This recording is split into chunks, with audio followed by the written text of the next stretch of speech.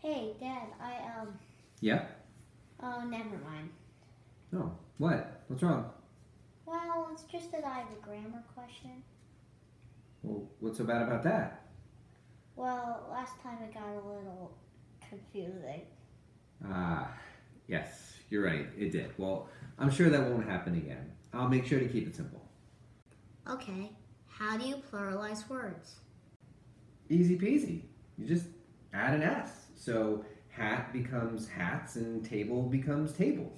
That is easy, and there are no exceptions. Hardly any. What do you mean, hardly any? Well, it's not a big deal, but sometimes it's an ES instead of an S. When?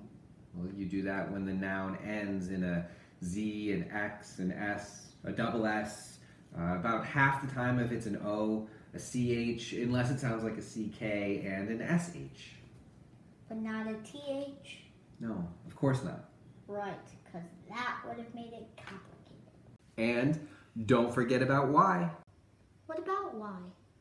Well, Wait, is this the same as the verb stuff? Like if it ends in a Y, you change it to an I first? that's exactly right. And then you add the ES, like sky becomes skies, SKIES. But if there's a vowel before the Y, you just add a plain old S, like toy becomes toys, TOYS. I am the greatest teacher of all time. Yes, that's exactly right. And that's it? And that's it. What else could there be? Okay, thanks, Dad. It was a little complicated, but I think I got it. Well, sweet. All right, so you got a worksheet there? Well, let's do it together. What's first? Gas. So it ends in an S, so we're going to add an ES. GASES. What? Okay, so sometimes, Oh man, here we go. sometimes, and it's not exactly clear when, but if the word ends in an S or a Z, you have to double the letter before you add an ES. So, yeah, buses is just BUSES, but gas becomes gases, GASSES, and a word like quiz becomes QUIZZES. How are child supposed to keep up with this? You mean children. To pluralize the word child, the rule is to tack on an REN. Make sense? Not even a little. What kind of evil persons came up with this? Okay, for the word person, the rule is you're going to probably, but not always, drop the two middle letters and then change the last letter into a PLE for people. Fine. Let's get back to the word sheet. Okay. So the rule for X is you add an ES, right? Yes. So ox becomes oxes. Yes! Wait. No. For ox, it actually becomes oxen. So for ox, you have to add an EN. Animals actually have a lot of weird pluralization rules. So like goose, for example, you change the double O into a double E and you get geese. And moose becomes meese? No, moose actually already is the plural of moose. But tooth becomes teeth and foot becomes feet. And what's something that's spelled similarly that you put on your foot? A boot? Yeah, and the plural is? Feet. No, it's boots. You just add an S. Come on, kid, keep up. So, animals and body parts only? Something like that. So, what about the word hoof? Well, it's like an animal and a body part, so he. Nice try. It's really just hoofs? That's so simple. No, of course not. The rule for hoof is you drop the F and change it to a VES. Hooves. It's the same rule for leaf and loaf, which become leaves and loaves. And roof becomes roofs? For absolutely no reason? No, that just stays roofs. Okay, so if it's an animal thing, I'm sure fox becomes foxen. Nope, just plain old foxes there too. But what do you think the plural of mouse is? Okay, so we know the plural of house is houses, so there is no reason whatsoever it shouldn't just be mouses.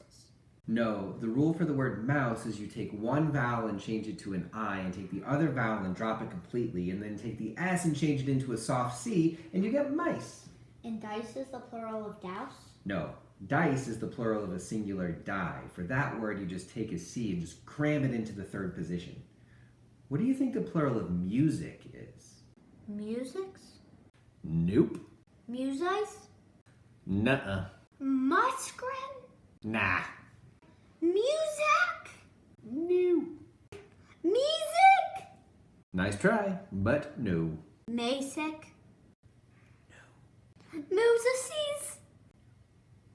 Oh man, it's just moose again, isn't it? Nope. It was a trick question. The word music is an abstract noun, so it doesn't really have a plural at all. Sort of like money or hair. Well, your hair certainly isn't plural. What? Hmm? Oh, boy, I thought you said something. Oh, nope. Huh. Well, maybe I'm hearing things. Yeah, the craziness of these nouns has spread to your ears like a bacteria. You mean like a bacterium? What? Yeah. You take the singular word bacterium and you drop the um and you change it into an a and you get the plural word bacteria. It's Latin.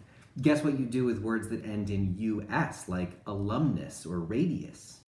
Whatever it is, it will make no sense whatsoever. You're right. You change the us to an I, so you get alumni and radii. That word ends in a double I. How crazy is that? Well, what about octopus? It's an animal, so it's already bound to be crazy. And it ends in the US, so what's the rule there? I don't know. I mean, I've really heard it both ways. I've heard octopi and I've heard octopuses, and I really don't know what... You mean there's a rule out there that's too crazy for you? Now, hold on a second. I can figure this out. I mean, I've heard it both ways. I mean, it could be octopuses or it could be octopi, and I'm just not sure which way it's going to be. Actually, guys, the word octopus isn't Latin at all. It's Greek in origin.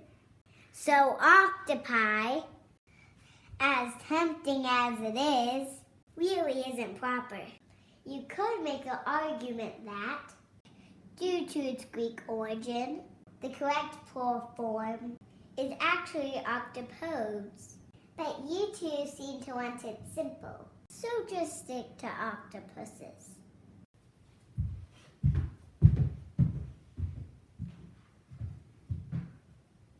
Her teacher really deserves a raise. Uh-huh.